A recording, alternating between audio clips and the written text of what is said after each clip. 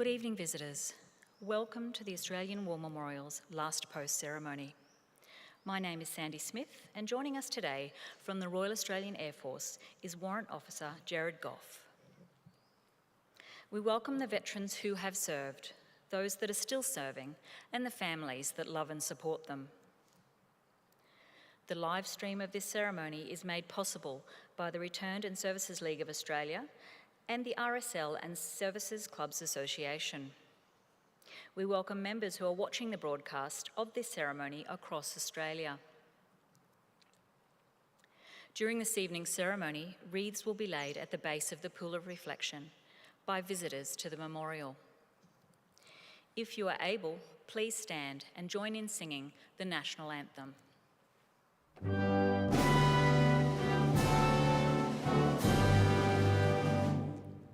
Australians, oh, let us rejoice, for we are one and free. We've golden soil and wealth for toil, our home is got by sea. Our land abounds in nature's gifts of beauty, rich and rare. In history's page, let every stage advance Australia fair. In joyful strains, then let us sing, advance Australia fair.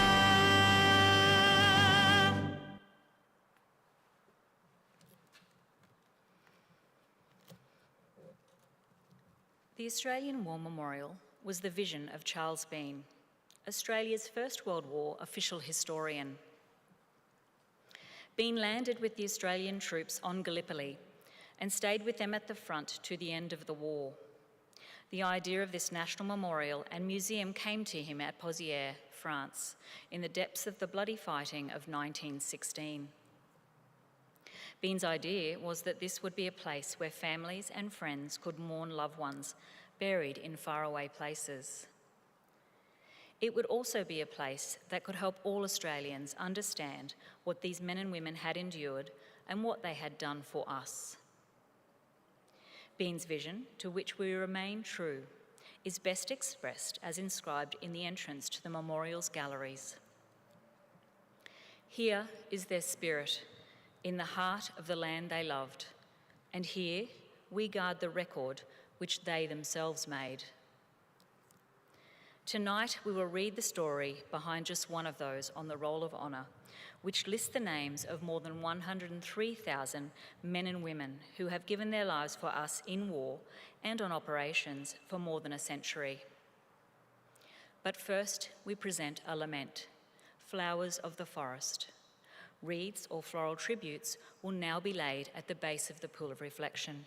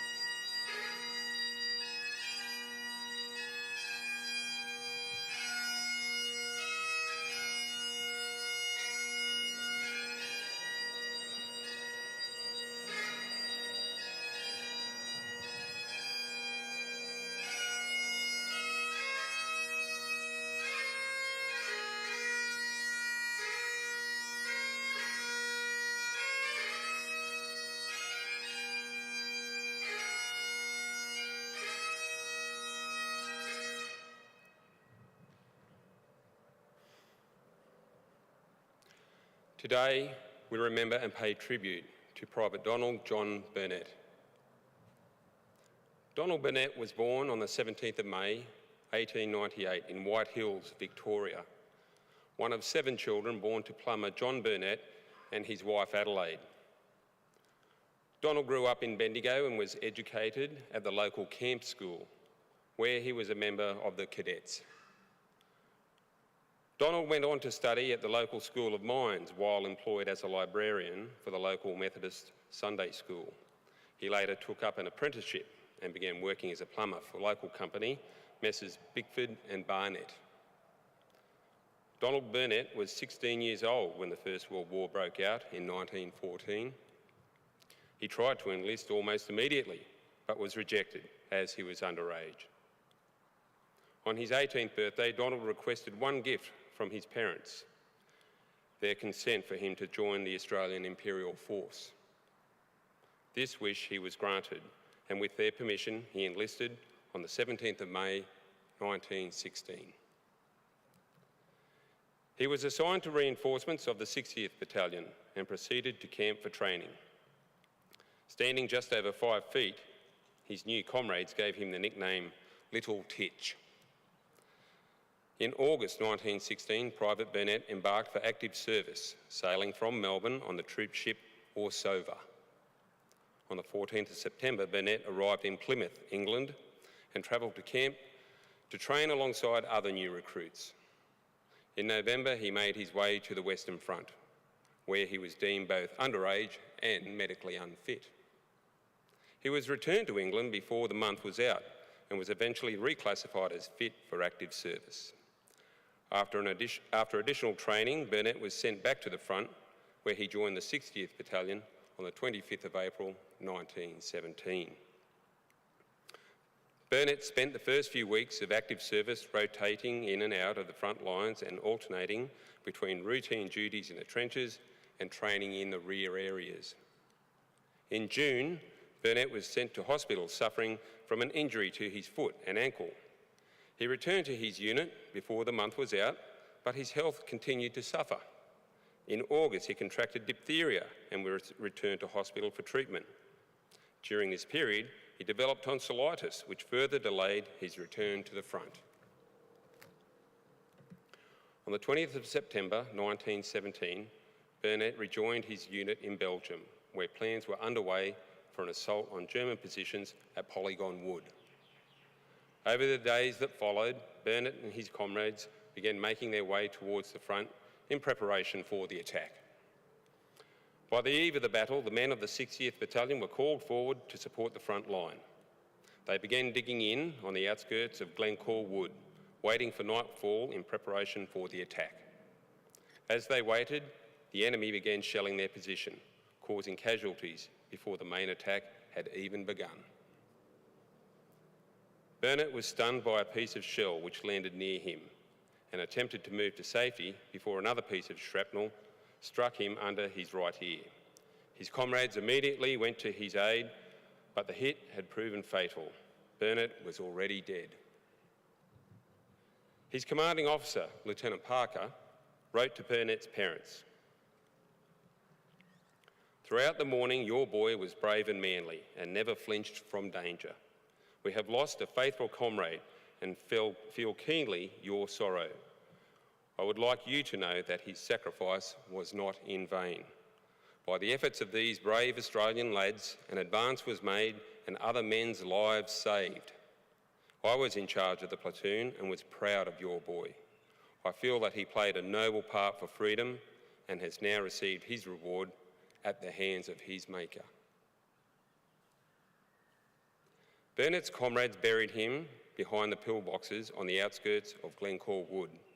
His grave was lost during later fighting, and today he is commemorated on the Menengate Memorial to the missing in Ypres, Belgium. He was 19 years old. His name is listed on the Roll of Honour on my right, among almost 62,000 Australians who died while serving in the First World War. His photograph is displayed today by the Pool of Reflection. This is but one of the many stories of service and sacrifice told here at the Australian War Memorial. We now remember Private Donald John Burnet, who gave his life for us, for our freedoms, and in the hope of a better world.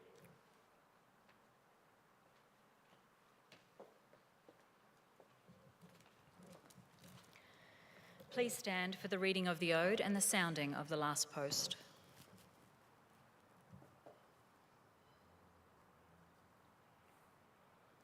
They shall grow not old, as we that are left grow old. Age shall not weary them, nor the years condemn. At the going down of the sun, and in the morning, we will remember them. We will remember them.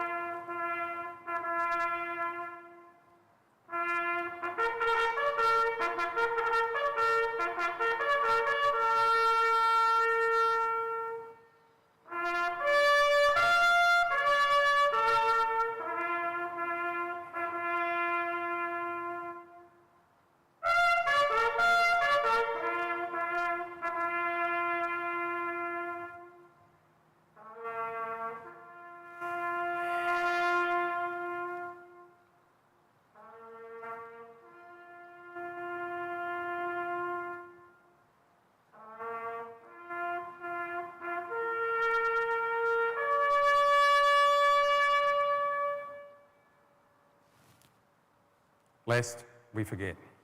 Lest we forget.